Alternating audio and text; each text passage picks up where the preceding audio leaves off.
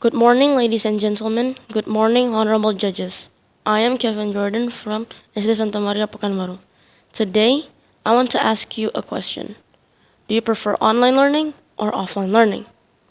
Ever since the pandemic started, students all over the world are left with two choices of learning, and that is online learning and offline learning. Of course, the decision is yours to make, but today I'm going through some upsides and downsides of both online learning and offline learning. Let's start with the first one. So, for the first one, we're going to have to figure out what type of learner you are.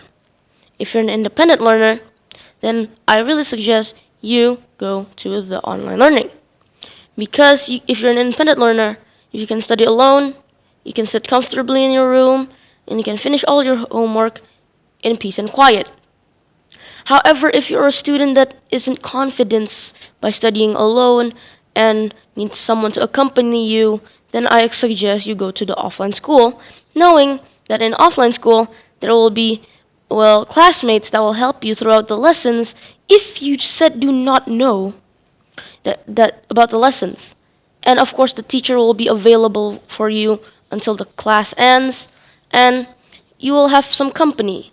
So, yes, that is another choice. For the second one is books.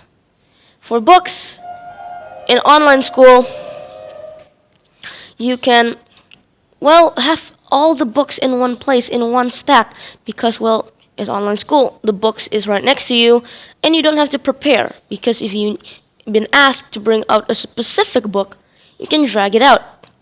However, in offline school, that is not a thing, because you have to bring some specific books only to school.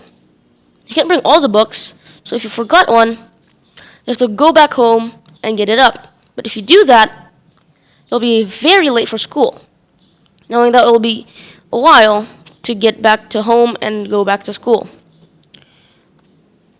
So that's for the second one. For the third one is water.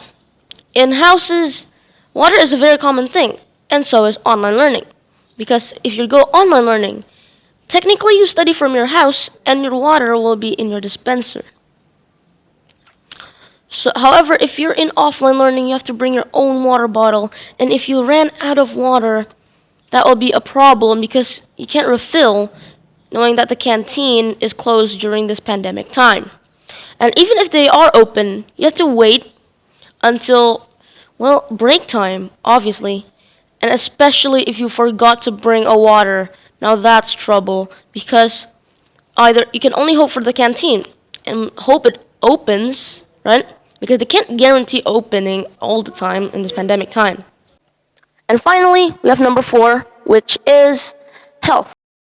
Health in online learning is very, very, very good because you don't really have physical contact except for people in your house and you don't have some crowd, right? If offline learning, there's a high chance you'll get physical contact with either teacher or students in the school. And there's a chance you also caught in a crowd in school. So, for health conditions, I really say online learning has the advantage. And at the end of the day, you may be asking me, which one do I prefer? And honestly, I prefer the online learning for these reasons. It's more comfortable for me, and I think it's easier, and I have some supplies that I will need in my own house. I think that's all from me. Thank you for listening to my speech. Thank you very much and have a nice day. Goodbye.